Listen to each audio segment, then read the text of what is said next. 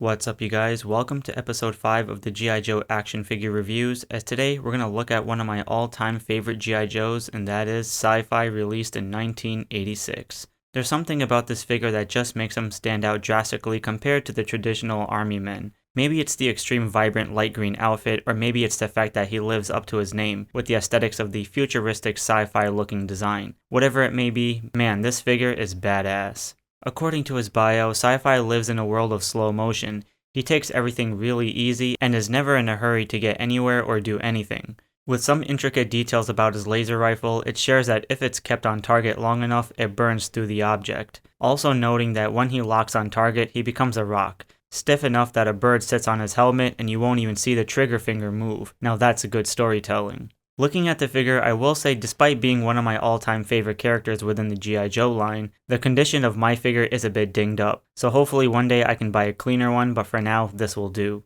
Sci-Fi kinda looks like he has a big head which isn't too proportionate to the body, but I love the silver trimming around the edges of the helmet, especially the back, so you can tell that there's good amount of effort that went into designing this one. The all-black visor is dope, and both colors complement the lime green color tones, which we'll see throughout. It almost looks like a RoboCop-esque design, but with a stern facial expression, you'll know he'll get the job done. The torso has this metal-type cage or vest chest piece that wraps around the body with some black stripes on both sides of his shoulders, a line going down the jumpsuit, perhaps a zipper or buttons.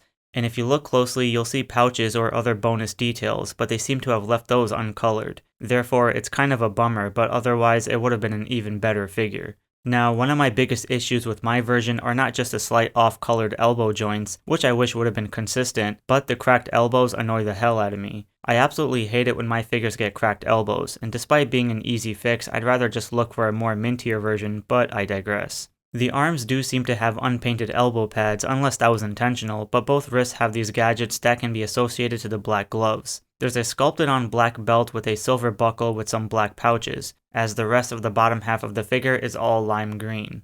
One of the coolest things is that the legs seem to have these pouches or pockets that contain what I assume are the ammo for his rifle. I love how it arches in a unique direction, giving the figure more depth and sticks out a bit more in the detail department. It's very impressive if I do say so myself. The boots are all silver and look pretty hefty and definitely contrast as well against the blacks and greens of the figure, making it look really futuristic. The laser rifle is sculpted nice and has a pretty cool design to it, and there's an attachment hose piece that can be equipped to the back of the figure, which you'll see in his backpack. Now this thing looks really interesting. Not only is it also in its green color tones, but the sculpt looks awesome. It has all these techno gadgets, knobs, and switches with some added vents I think on the bottom. If only these were colored more in detail, it would look sick, but I can't expect too much for its time and would have to use my imagination. However, the design of his backpack is incredible and has a placement holder for the weapon if you so choose. Overall, this is once again another solid addition into the G.I. Joe line. Whether you're a fan of the bright neon colors or just a simple camouflage men, it's still considered an awesome figure with a lot to offer, and not to mention you'll see this one stand out drastically compared to all the other figures in your collection. So with that said, let me know in the comments below what you think about this figure and be sure to give a like and subscribe for more reviews.